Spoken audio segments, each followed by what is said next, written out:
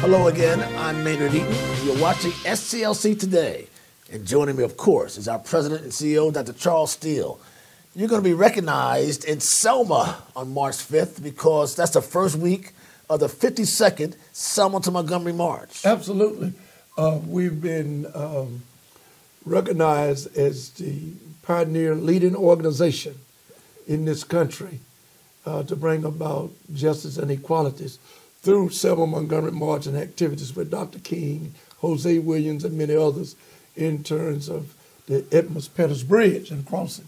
And man, it's been 52 years, and the committee, the Jubilee Committee, National Voter Rights Museum and all, but particularly Senator Hank Sanders and Lieutenant Rose Sanders and Dr. Mitchell, President George C. Wallace, Selma Community College, will be recognizing SCLC as the pioneer organization to bring about the opportunities that we have today.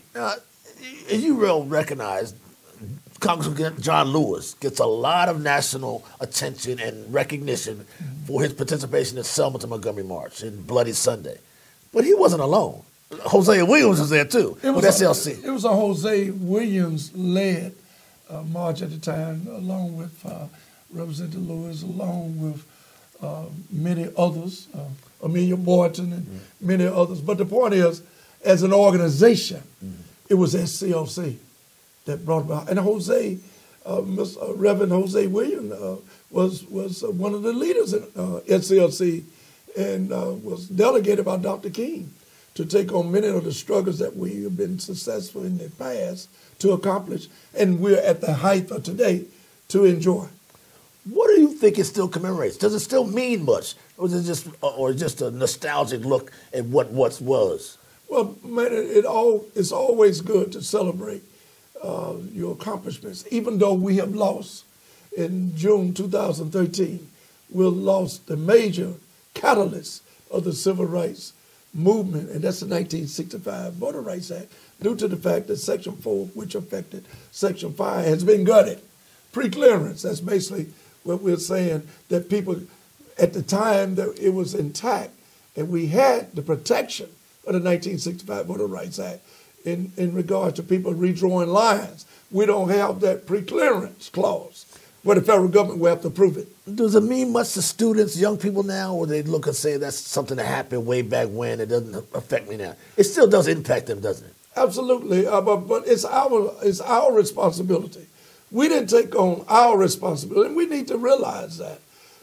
Just like any other ethnicity of people or group or race of people, you must know your history. Many of us, Mr. Eden, are ashamed of our history. Don't want to call it the old days of discrimination, segregation. Well, that's what changed the world because we didn't accept it. We changed it.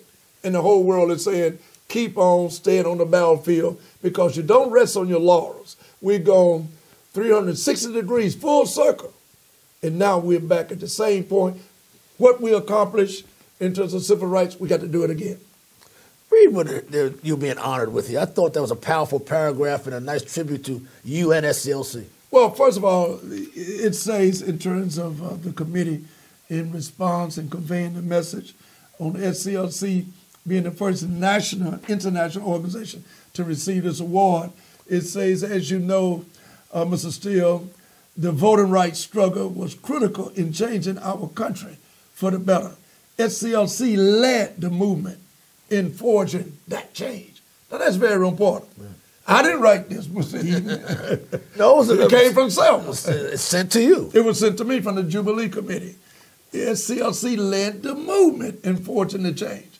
So many of us could not have reached our heights. The judges, the attorneys, President Barack Obama. Yeah.